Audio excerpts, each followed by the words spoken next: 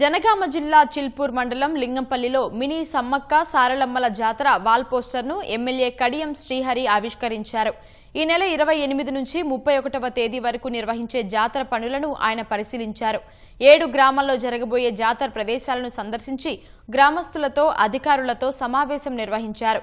జాతరకు భక్తులకు ఎటువంటి అసౌకర్యం కలగకుండా చూడాలని అధికారులను ఆదేశించారు.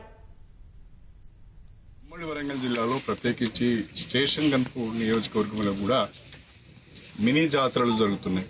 7 గ్రామాలలో చాలా సంవత్సరాల నుంచి మినీ జాతరలు జరుగుతున్నాయి. ఈ మినీ జాతరలకు వచ్చే భక్తుల సౌకర్యార్థం కొరకు, వసతుల కల్పన కొరకు ప్రత్యేకించి మంచినీటి సరఫరా, శానిటేషన్, అదేవిధంగా విద్యుత్ సరఫరా, సరి అయిన రోడ్డు సౌకర్యము, ఇంకా ఇతర సదుపాయాలు ఏర్పాటు చేయడానికి కానీ ఈ జాతరలకు ఒక్కొక్క జాతరకు 6 లక్షల నుంచి 10 లక్షల వరకు ఈ పనులు చేపట్టడానికి రాష్ట్ర ప్రభుత్వం పరంగా మంజూరైంది.